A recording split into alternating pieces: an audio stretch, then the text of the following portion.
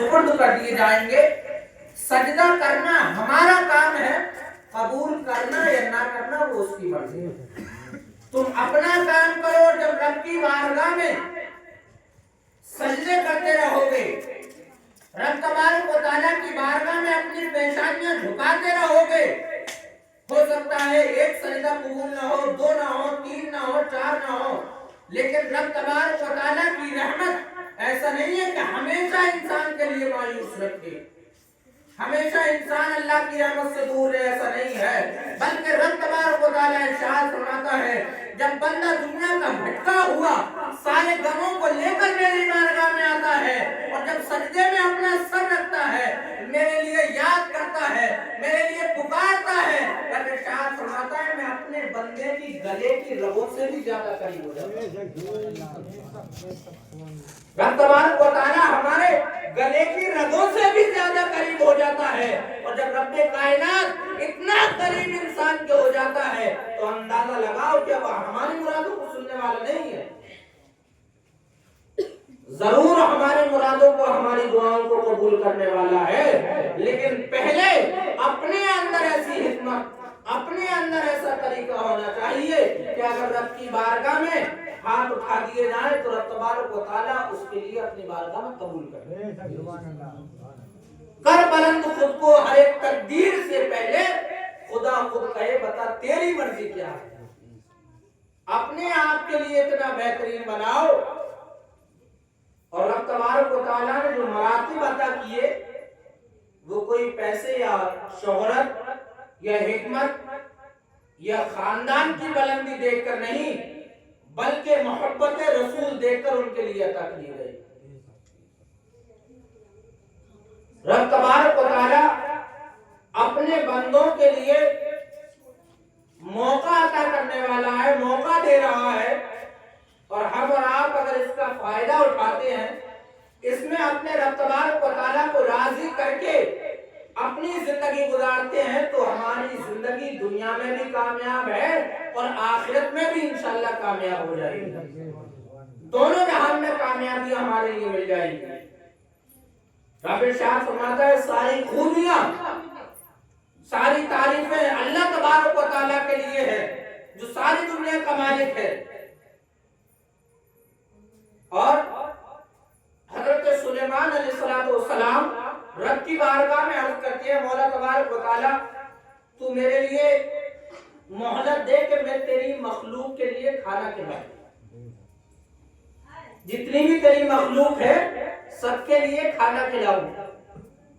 رب تبارک و تعالیٰ ارشاد فرماتا ہے کہ آپ کے لیے اجازت ہے، آپ کھانے کا انتظام کریں۔ تاریخ کے درس بتاتے ہیں تقریباً 1.5 مہینے تک 45 دن تک لگاتار کھانا بنایا گیا۔ اب آپ کے ذہن میں ایک سوال آیا ہوگا کہ وہ کھانا خراب نہ ہوا؟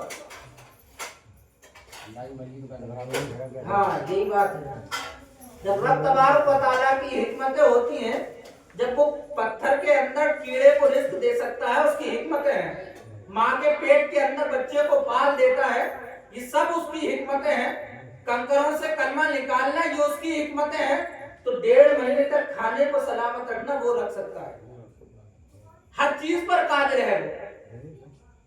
سلیمان علیہ السلام کہ یہاں پر 1.5 مہینے 45 دن تک لگاتار کھانا بنا۔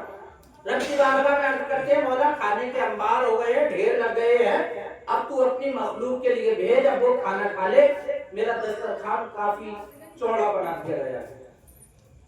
رب تبارک و تعالیٰ سمندر کی ایک مچھلی کے لیے حکم دیتا ہے جس کے لیے تاریخ کے اندر بتایا گیا ہے، جس مچھلی کا نام بیل کے نام سے وہ مچھلی ہے، اس کے لیے جب وہ موسیٰ جو ہے سلیمان علیہ السلام کے دسترخوان پہ پہنچتی ہے تو جتنا کھانا 45 دن میں بنایا گیا وہ سارا کھانا کھا لیتی ہے۔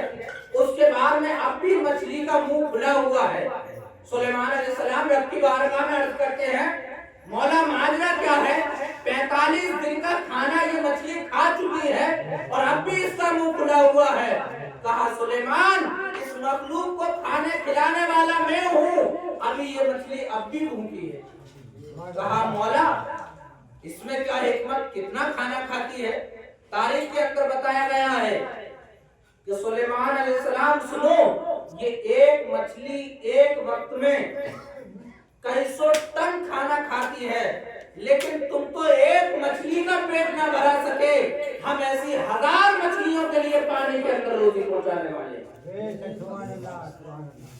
ऐसी हजारों मछलियों के लिए उनके मकान तक हम जो है खाना पहुंचाने वाले हैं। और ये समंदरों के अंदर रवानी, पानी के अंदर मछलियों को जिंदा रखना और उन्हीं के अंदर ग़िज़ा पैदा करना, ये सब हमारी हिकमत है, ये सब हमारे तरीके हैं। किस अंदाज में किसके लिए दुनिया में रहना है, किस तौर से किसे अपनी जिंदगी गुजारना है, ये सब कुछ रब तबारक व तआला जो है इरशाद फरमाता है, ये सब कुछ हमारे इख्तियार में है। इंसान अगर चाहे तो उसके लिए इतना इख्तियार दिया गया है, कर सकता है, लेकिन इख्तियार के साथ साथ उसके लिए हक और बातिल का रास्ता भी दिखा दिया गया है।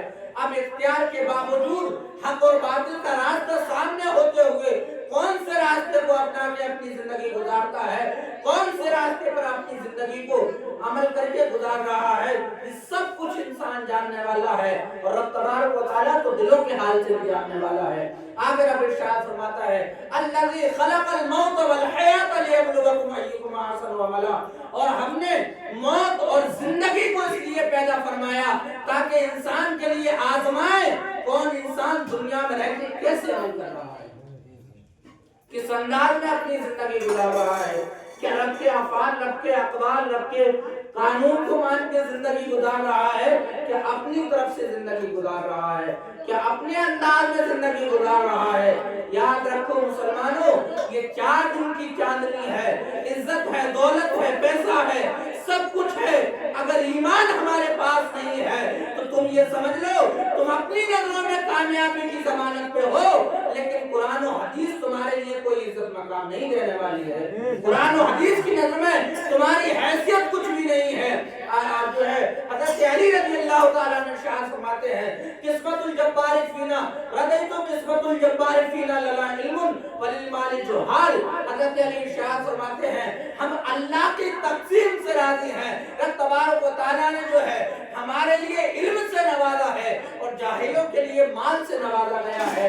इरशाद फरमाते हैं कि अगर माल भी दिया गया है और उसके साथ साथ इंसान के अंदर दीनदारी है तो समझ लो ये सोने पे सुहागा है। रब तबारक व तआला, और जब इंसान अल्लाह का कुर्ब हासिल कर ले, रब तबारक व तआला की बारगाह में कुर्ब हासिल करता चला जाए तो उसके लिए दौलत भी मिल जाती है, इज्जत भी मिल जाती है, दुनिया की शोहरत भी मिल जाती है और दुनिया और आखिरत की कामयाबी दुनिया के अंदर मिल जाती है, सब कुछ मिल जाता है। तो रब तबारक व तआला ने हमें आपको जो हुक्म दिया है, जो अफ़आल हम पर आप पर लागू किए गए हैं, उन पे अमल करके जिंदगी गुजारना ये हमारा आपका फर्ज बनता है। आपको पूरी रात बिठाल के समझाया जाए, अमल ना हो तो बेकार है। चंद मिनट की गुफ्तगू में जो है अमल कर लिया जाए, अगर एक बात पे भी अमल होगा, हो सकता है कि कयामत के दिन उसी बात की वजह से रब तबारक व तआला हमारी आपकी बख्शिश फरमा दे। बहुत बहुत ये तो जन्नत और दोज़ख जो कुछ बनाया इसके कौन किस लायक है, ये तो दुनिया के अंदर इंसान का अपना आंकड़ा है। लेकिन याद रखो, बहुत सारे लोग जब कयामत के दिन हम और आप देखेंगे कि इंसान किस अंदाज में अपनी जिंदगी गुजार के आया है। लोग पढ़े लिखे अच्छे अमल करने वाले, लेकिन रास्ता उनका जहन्नम की तरफ। गलत लोग जो लोगों की नजरों में गलत, उनका रास्ता जन्नत का। याद रखो कि न जाने रब तबारक व तआला हमारी आपकी कौन सी नेकी अपनी बारगाह में कबूल फरमाए। बुजुर्गों से पूछा गया कि कौन सी नेकी बड़ी है और कौन सा गुनाह सबसे ज्यादा बड़ा है। इरशाद फरमाया गया कि जो नेकी रब तबारक व तआला की बारगाह में कबूल हो जाए उससे बड़ी कोई नेकी नहीं है, और जिस गुनाह की वजह से पकड़ हो जाए उससे बड़ा कोई गुनाह नहीं है। याद रखो, रब की पकड़ भी बहुत सख्त है और रब तबारक व तआला का करम भी बेहिसाब है। अपने आप को ऐसा बनाओ कि रब का करम हम पर आप पर हो। रब तबारक व तआला की उसूल और कवानीन, उसके कुरान और हदीस आका अलैहिस्सलाम के तरीके को मानकर हम और आप अपनी जिंदगी गुजारने की कोशिश करें। अल्लाह तबारक व तआला हमें आपको इन बातों पे अमल की तौफीक अता फरमाए। और मेरे कहने आपको सुनने में अगर कोई गलती आ गई हो, हुजूर अलैहिस्सलाम के सदक़े माफ फरमाए। और इन बातों पर सबसे पहले मुझे, बाद में आपको अमल की तौफीक अता फरमाए। जन्नत में भेज या के दोज़ख में डाल दे, जन्नत में भेज या के दोज़ख में डाल दे, जलवा दिखा के कल्ब की हसरत निकाल दे। दोनों जहान का मालिक तू है, दोनों जहान को देने वाला, चलाने वाला तू है। मौला, हम तेरी इबादत करने के लायक हैं, हम तेरी इबादत कर रहे हैं, उनके लिए कबूल करना तेरा काम है। मौला की बारगाह में हम और आप दुआ और तमन्ना यही करते हैं कि हमारा एक सजदा भी अगर उसकी बारगाह में कबूल होता है तो दुनिया और आखिरत, हमारी जिंदगी दोनों जहान की बेहतर बन जाती है। रब तबारक व तआला हमें आपको इन बातों पे अमल की तौफीक अता फरमाए। बुलबुल से बहरहाल नशेवा न छूटेगा, बरके तपा के खोट से गुलशन न छूटेगा। माहौल अगरचे अपने मुवाफिक नहीं है, सरकार मगर आपका दामन न छूटेगा। कोई गुल बाकी रहेगा ना चमन रह जाएगा, पर रसूलुल्लाह का दीन हसन रह जाएगा। हम सफीरों बाग में है कोई दम के चले, बुलबुलें उड़ जाएंगी सुना चमन रह जाएगा। अतलसो गमखार की पोशाक पे नादाना हो, इस तने बेजान पर खाकी कफन रह जाएगा। और पढ़ते हैं जो साहिबे लौलाक के ऊपर दरूद, आग से उसका तन बदन रह जाएगा, आग से महफूज उसका तन बदन रह जाएगा। वादा लिया है न कभी जाम लिया है, दर्द जब हद से बड़ा है तो तेरा नाम लिया है। अस्सलाम वालेकुम।